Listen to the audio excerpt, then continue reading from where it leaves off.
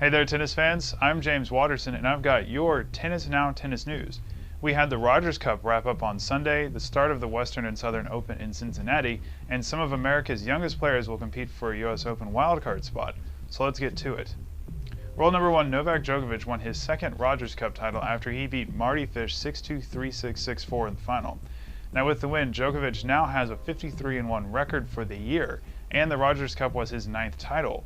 Now, despite being the number 1 seed, the week was not an easy one for the Serbian. He had to beat Nikolai Davydenko in the second round, then Marin Cilic, Gael Monfils, and Jo-Wilfried Tsonga before reaching the final. That means he never faced an opponent outside of the top 30. Even more stunning, though, is that he didn't lose a set until the final. Now, on the women's side, Serena Williams won her second title out of the 4 tournaments she's played this year in Canada.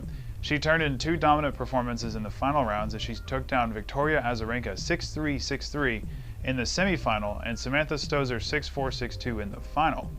At the beginning of the tournament, Serena was ranked 80th, but the 900 points she received from winning the Rogers Cup takes her up to number 31, making her the highest-ranked American woman once again. Now, the top 10 on the women's side saw some changes as Vera Zvonareva reclaimed the number 2 spot from Kim Clijsters, and Stosur rejoined the top 10 after she made the Rogers Cup final. Li Na and Petra Kvitova moved up to number 5 and 6 respectively after Maria Sharapova fell to number 7 because of her third-round loss at Canada. Now, in other ranking news, Mardy Fish moved up to a career-high number 7 after he made the Rogers Cup final, and Tsonga moved up 6 spots to number 10 after he made the semis. Stanislas Wawrinka climbed to 3 spots to number 14 with his appearance in the quarters, and Jenko Tipsarevic, the other semifinalist, went up to a career-high number 20. Meanwhile, David Nalbandian continued his free fall down the rankings as he fell 15 spots to number 66. Now, he fell because he failed to defend his appearance in the quarterfinals of last year's Rogers Cup, and this year he lost in the first round.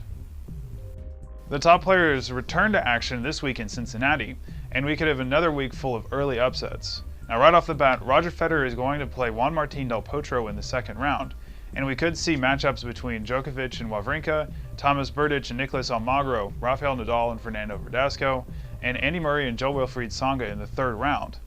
Now, possible third-round matches on the women's side include a rematch of the Petra Kvitova-Andrea Petkovic match from last week, Ana Ivanovic versus Caroline Wozniacki, and Svetlana Kuznetsova versus Maria Sharapova.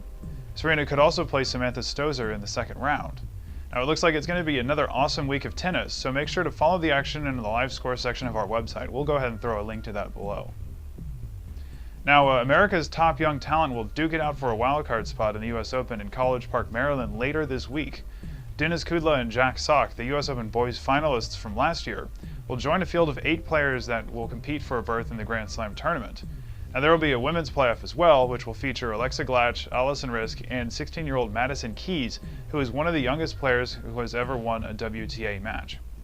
Now, Patrick McEnroe, the general manager of the USTA Player Development, said the USTA holds a wildcard playoff because it believes a berth in the main draw should be earned. He said, quote, "Our philosophy and continued approach is that wildcards into the biggest events, including the US Open, should be earned as opposed to given away, and we want our top emerging players to compete for the right to play at the highest levels of the sport."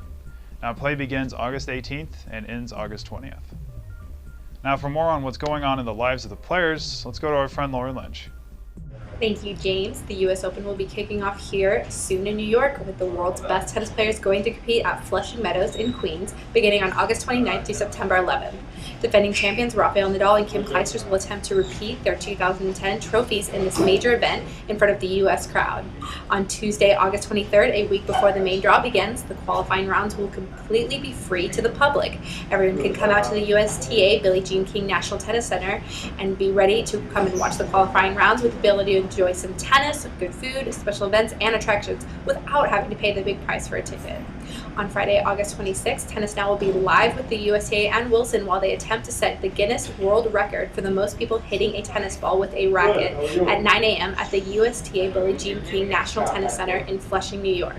Over 500 people are expected to come out and join U.S. tennis star Mardy Fish and Andrea Petkovic as they will be in the crowd as well. The event is totally free and we would love for you guys to be there. I will personally be out there looking to interview fans and participants, so look for me so we can get a word from you.